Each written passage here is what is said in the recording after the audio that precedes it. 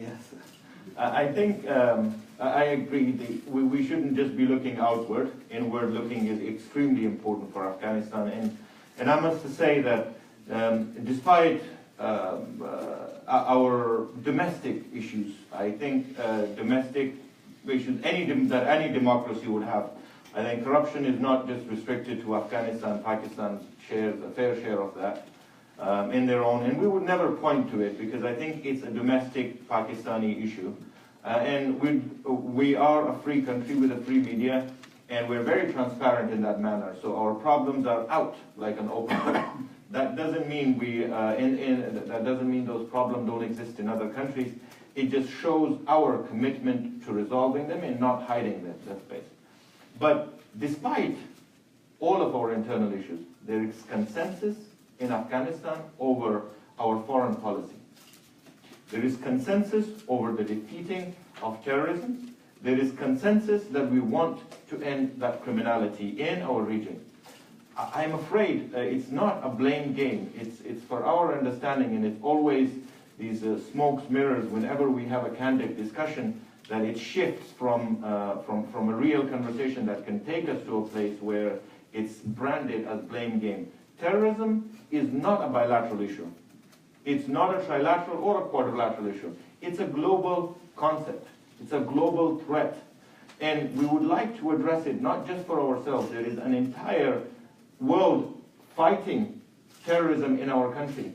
Both the militants and there are foreign troops on our ground that is fighting this trend. They're there because they see it as a threat to itself, not just a threat to Afghanistan. And as far as we give space to terrorism, and I agree that Pakistan took action against those that were a threat to Pakistan, those terrorists. We would like to see that kind of action taken against those that are a threat to the globe as well, not just Afghanistan, but globally. Last year, the Taliban had close to 29,000 casualties. Where were they treated? These are simple questions that anybody can ask and any answers.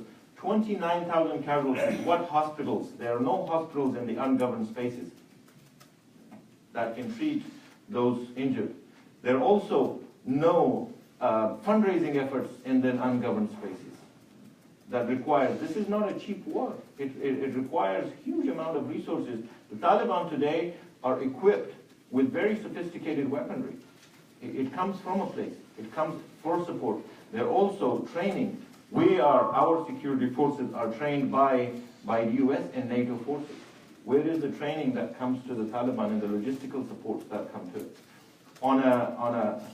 Anybody who mistakes that there are differences between these terrorist groups, whether we distinguish between them as Taliban, as TTP, as Daesh, or IMU, or ETIM,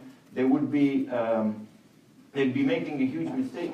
Because while their leadership may have differences in political opinion, the fighters on the ground have the same ideology. You cannot distinguish between a Daesh fighter and a Taliban fighter, an IMU fighter, an ETIM fighter.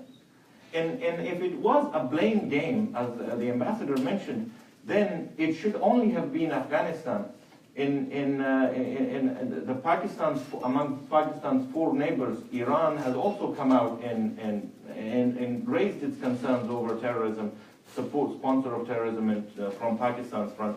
It only leaves China, and I think if this trend continues, this trend of tolerating terrorism or sponsor for terrorism, soon the Chinese will have its own issues over ATIM. That would only leave the fish.